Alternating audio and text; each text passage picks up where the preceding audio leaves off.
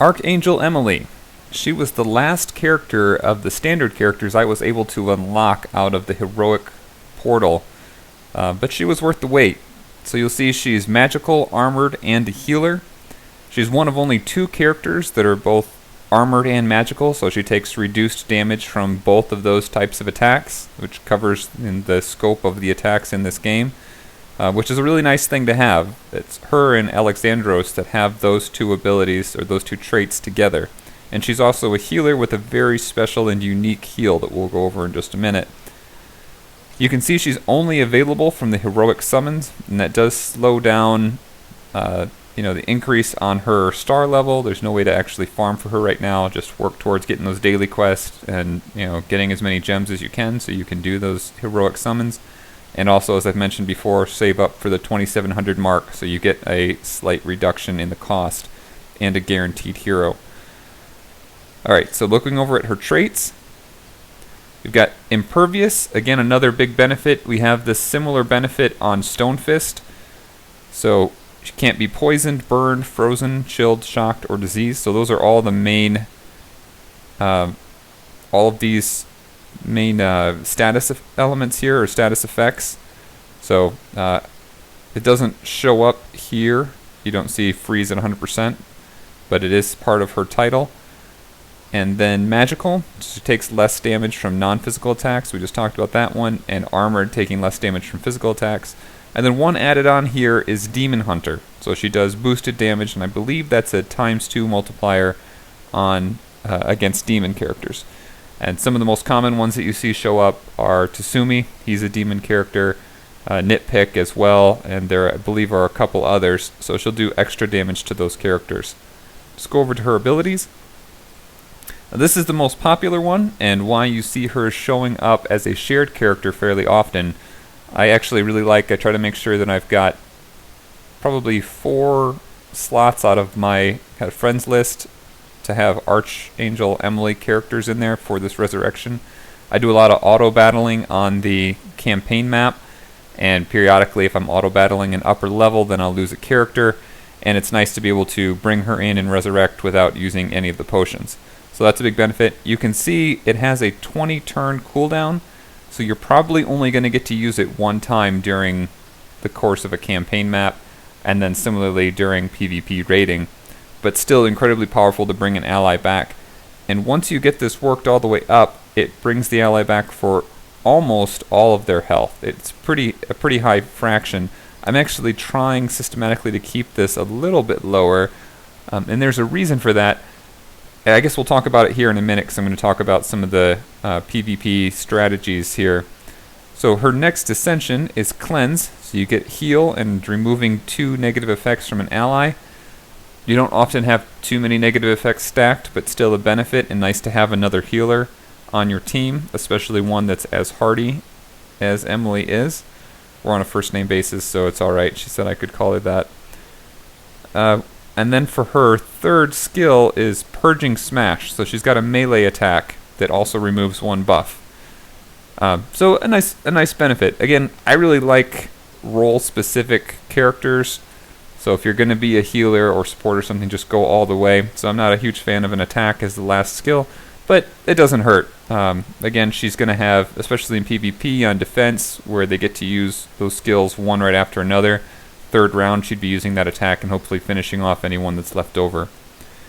Alright, so good time for a summary.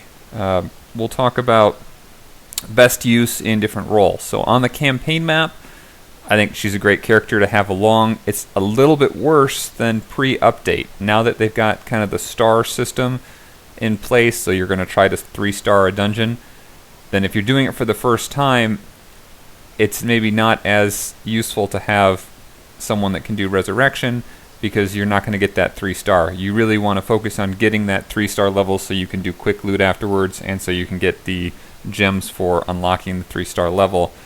So that side, it's not quite as helpful, but if you're just running a bunch of dungeons or auto-running dungeons, she can be really helpful there, especially because she has a moderate attack and isn't going to take much damage. It's unlikely she's going to be taken out, and your auto attack will end if someone gets to very low health or if they're killed, and then you can just resurrect with her. So that makes her a good character to do kind of the auto-attacking on campaign maps.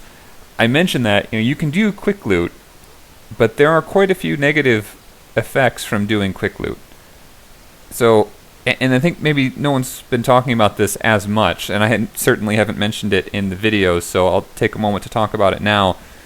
One of the things is you can't complete your daily quests using quick loot. So if you've got to kill a certain number of samurais, or other kinds of characters, I've got something for fiends now, kill 15 fiends, something like that. Those quests can't be completed using the quick loot route. Also, you're not getting experience for your team, so that's one of the biggest limiting factors, especially if you're below VIP 3, where you get the additional experience for potions.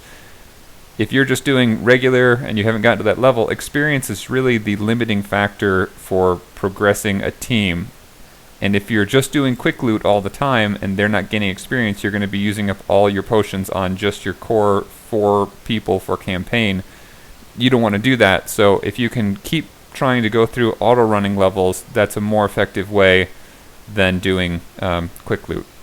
You can still do it if you're running out of time or something like that. There's not a problem, but I'd still try to keep as many as possible of my battles just auto-running through maps. So that works out well. You also then get the dungeon chests, like Lupina and things like that can come up.